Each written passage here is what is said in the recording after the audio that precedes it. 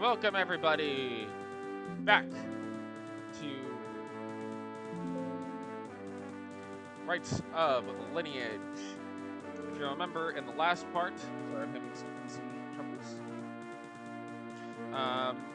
We got the red ring,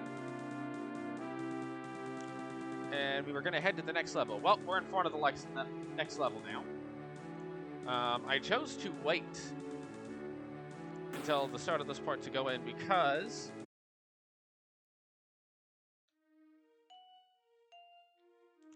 the music is a Meridia mix. But why Meridia? Well, not only is it a water level, but it's based on the water temple, just without the water raising and lowering mechanic that existed in the water temple. How quaint.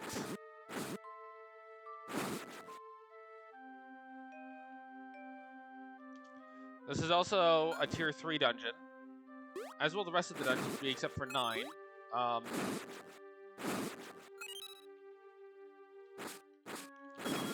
yeah, welcome to the Water Temple. It's slightly different than what you may have seen in Ocarina of Time, in spite of being inspired by it. There's some key differences, and actually I think I want to go this way first. Yeah, okay. Remember the part where I said having the lens is gonna matter? Well, this is what I meant by that.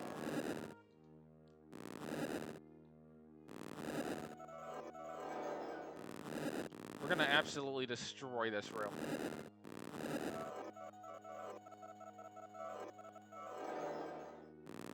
By the way, flickering it doesn't do anything.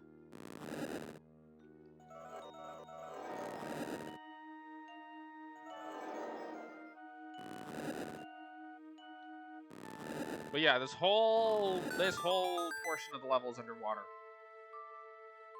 There's the map. And what we can immediately see is that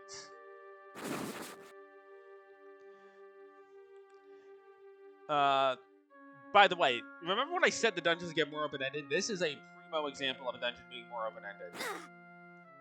There's a lot of different ways you can go in here.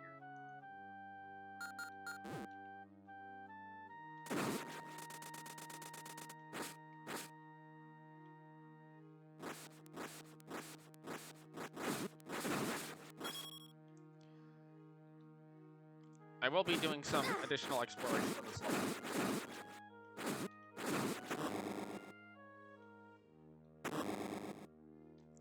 Another splitter. Thankfully, it's just the one.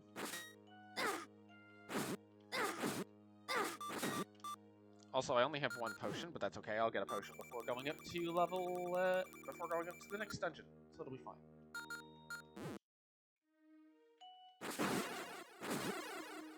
There. And that gets us a key. Keys are very important. Keys are incredibly important. Mostly because they open locked doors. So you'll notice we're kind of on the floor right now. We're not actually up anywhere. We're kind of just in the natural cave-ish area surrounding the temple. But we're not actually, like, in the temple itself.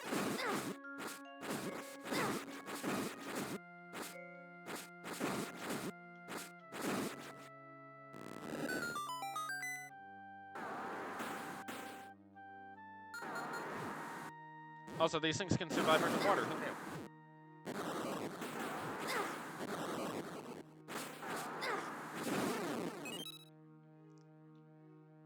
Sadly, nothing was there. Another Goma. I do seem to have liked the original bosses.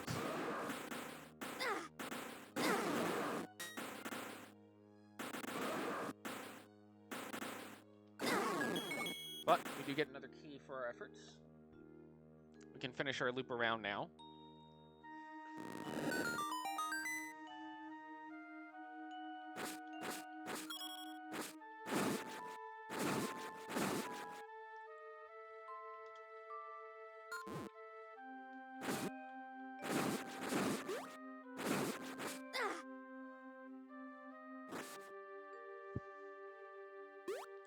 I'm not going to go in there quite yet. We're actually going to go up this way first.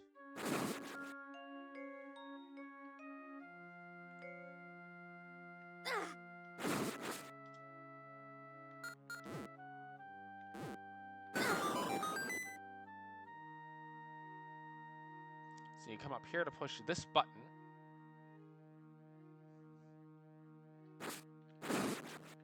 That's going to allow you in down over here.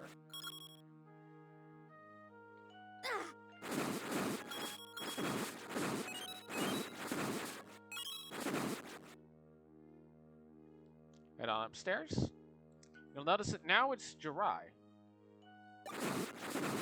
Doing that also enables us to open this way up. So now we're on the second floor.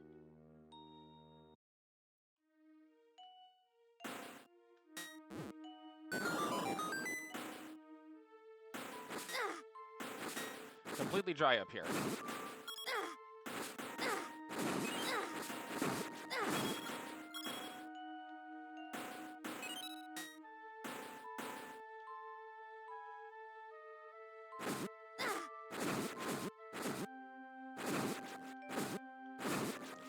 Again, I am assuming the player has access to a ranged weapon.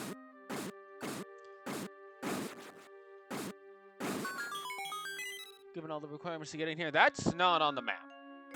So that must be on a different floor. Also, you can choose to walk on the land or take the swimming option. Either way is completely fine. I think something spawns over here.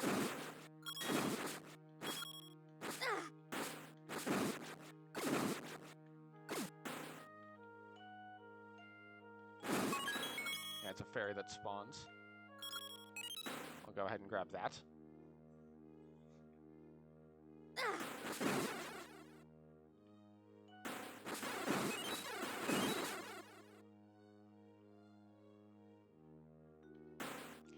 Alright, so I will be showing off all the different ways you can go. But we haven't quite been to the inner sanctum yet. We've only been to the outer edges.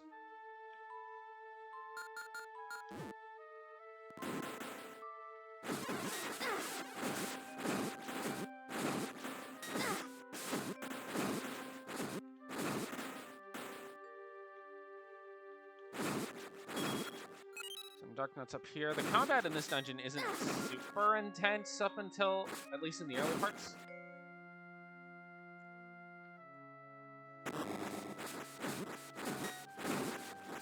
Anyway, here is a maze room.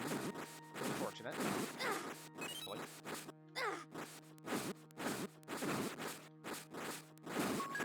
To get the amulet. This allows you to see invisible enemies. If you try to go into the basement without that, you can't see what any of the enemies are, but it's not required otherwise.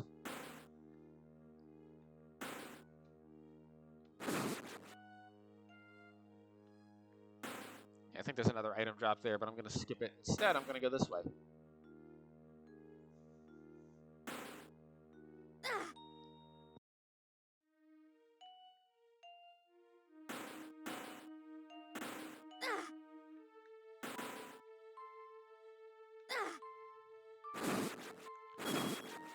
Now we're in kind of another adjoining cave to the temple itself. There's a stairway that goes up. That leads you to 3F.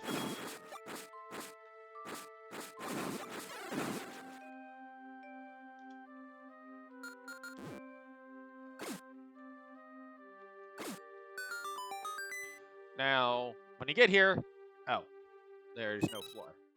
You just drop. If you drop, you will drop down to 2F.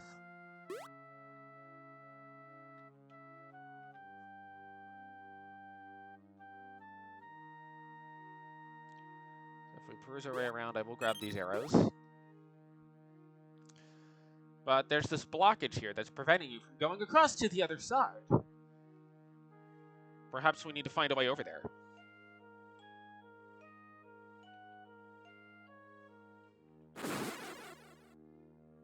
And we can't quite get across this, but we can go inside. And Pink Meridia is the interior music.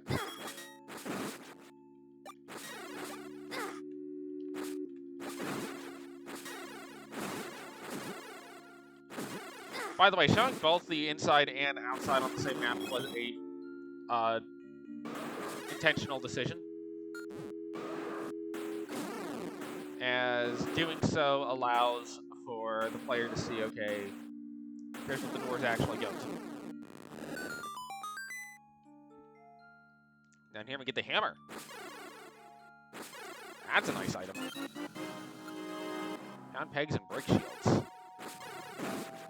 I'm a fan of doing those things.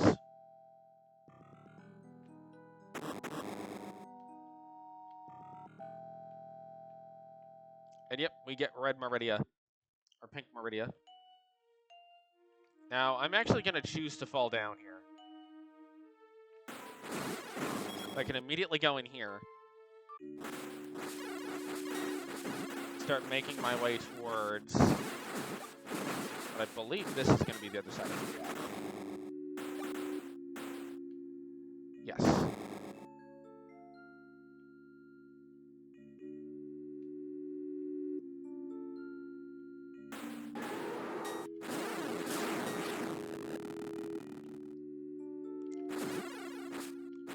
With multi-splitters, but with the hammer, we can break the shields.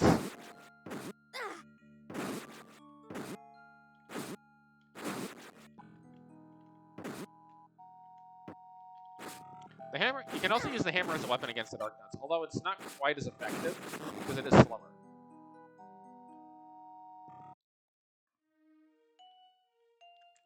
Okay, so we can't get up there. Ow. We can hookshot across to that, but let's see what's down here first.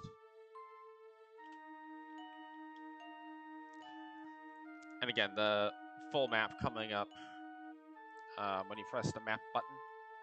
There's just random little drops up here for like rupees and ammo if you need it. Kind of just little rewards if you go exploring.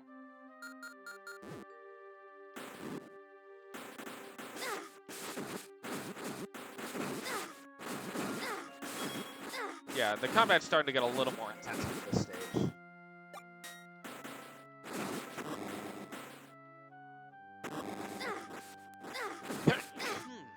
Sorry about that, folks.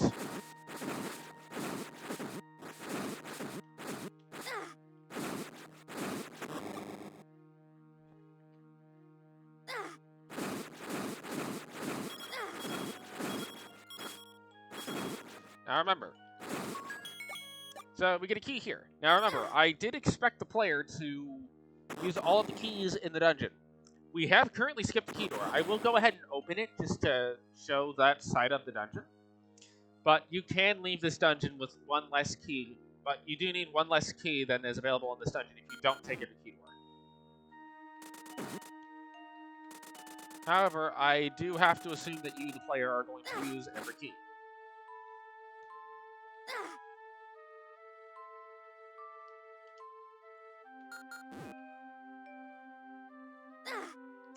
Also note the hammer does magical sword damage, and break shields as we saw earlier.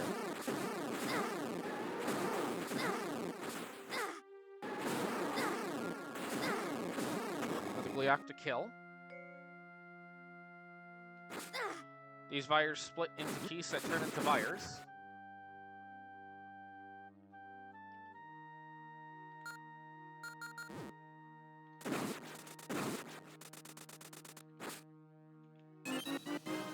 But we need that to get the big key. Now remember, we're still plus one key.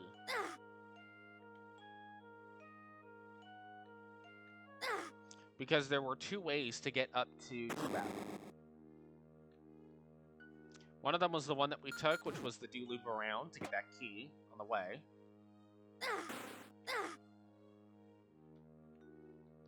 And if I were to take that do-loop back, I could save a key.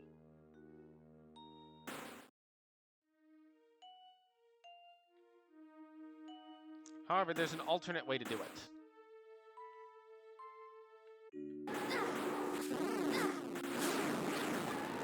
that is coming through this side of things.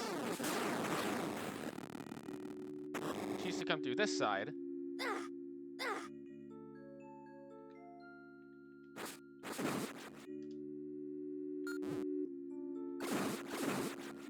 You will need to kill these keys from this end, but that's fine. And this is where you would spend that other key.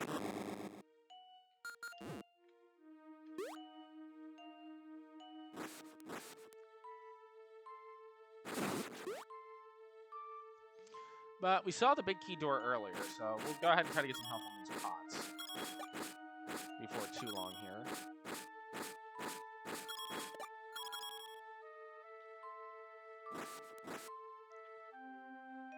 And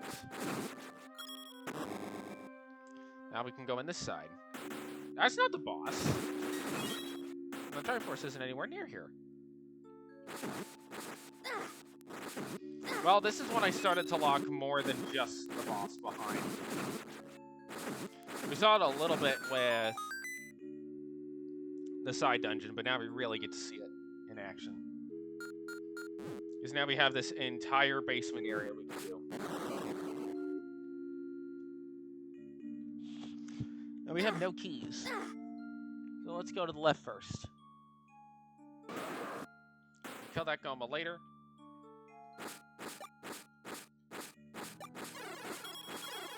And there is a walkthrough wall here.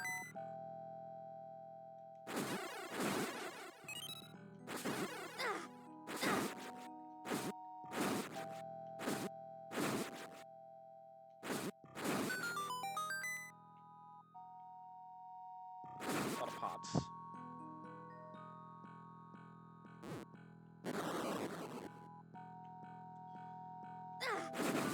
So a lot of ropes, which definitely breathe, so they're breathing underwater by the same magic powering the flippers.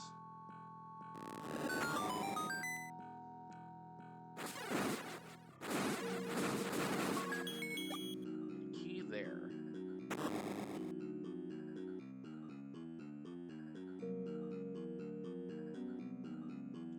Hold on, I want that switch.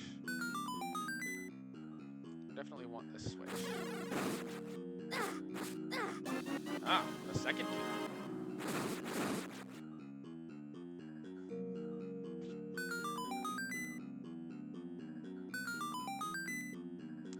I am doing this a little more efficiently because I know where the keys are. If you don't know where the keys are, you may end up doing more backtracking. You get a key and then go immediately to the locked door.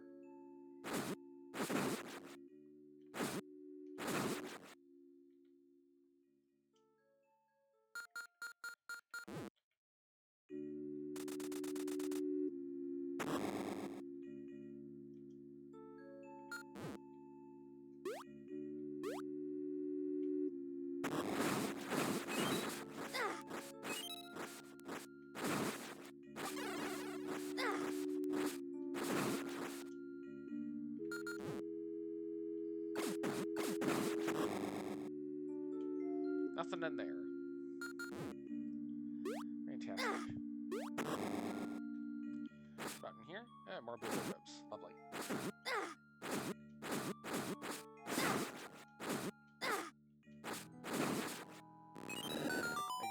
We go downstairs, and there's boots? We got the boots. Spikes can't get through them. They do cost magic, though. This is the part that makes you really want to have the magic upgrades. You can face tank through this. It's harder, but you certainly can face tank through it.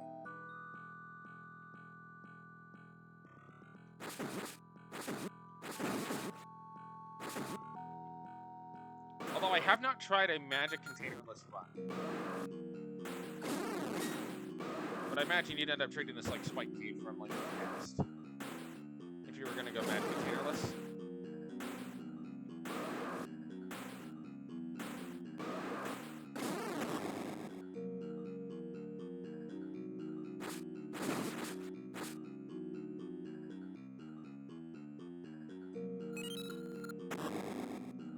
But we can go to the boss, which is, that's a big manhandle. And it has more health. And more heads. And it's going crazy. But we eventually get it down. Pick up our heart container. And underwater Triforce.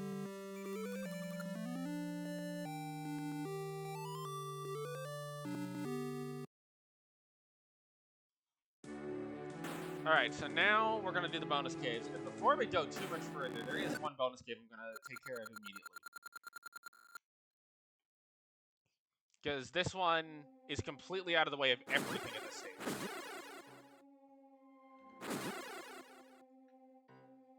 And I do mean completely out of the way of everything. You remember that cave that we saw earlier that had the splitter and the spikes? We're going to do that cave.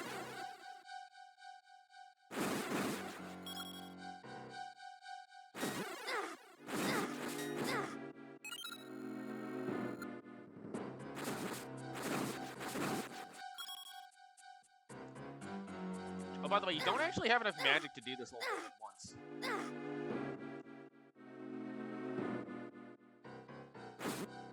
Oh, it wasn't the splitter, it was the rank 2 Gibdix.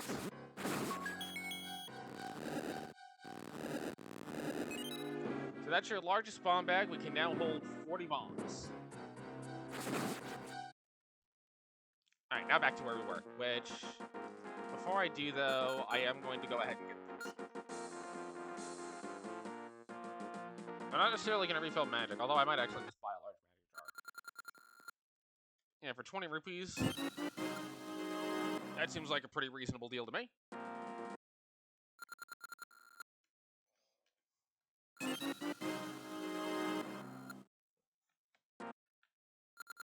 don't need more, thank you. I mean, I guess you can always just Forest Wind out. If you use Forest Wind in the cave, it'll take you back to the entrance you last entered at. Okay, now we go back to Stair Warp 1.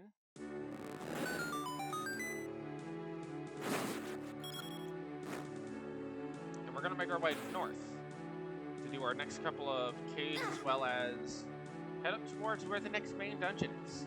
Because we have one dungeon left, folks. That's it. Just one dungeon left. Here's our next cave. By the way, you can see all of the other caves that you've done so far, including the mini dungeon, using the map feature. So you can kind of see how the caves fit into it.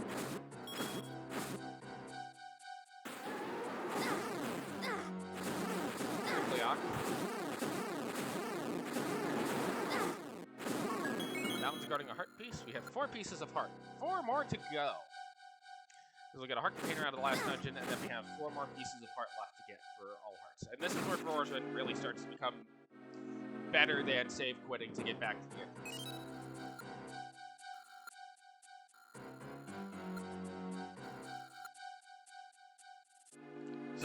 So that hidden combined with the Broad Mountain Tin is supposed to give you clues to where the red box shop is, but I will also be showing it off anyway. Alright, so it's time to head west. Across the mountains.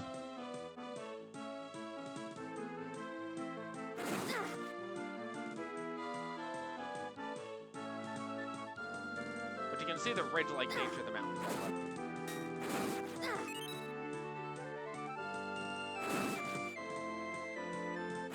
Now different ridges exist at different elevations. We do need to come down here.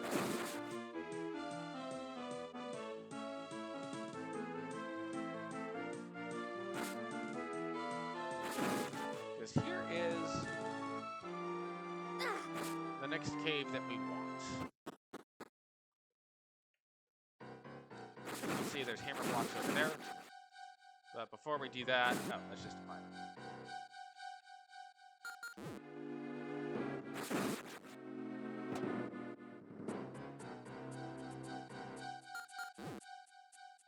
It's dark.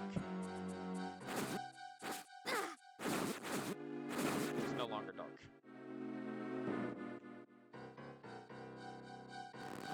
Oh yeah, you can just push these instead of actually pushing the switch. Get you a magic container.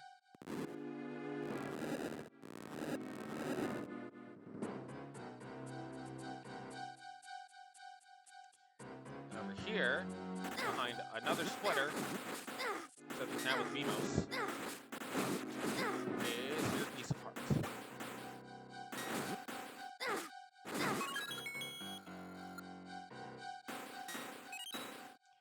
Alright, with that, we're gonna head to the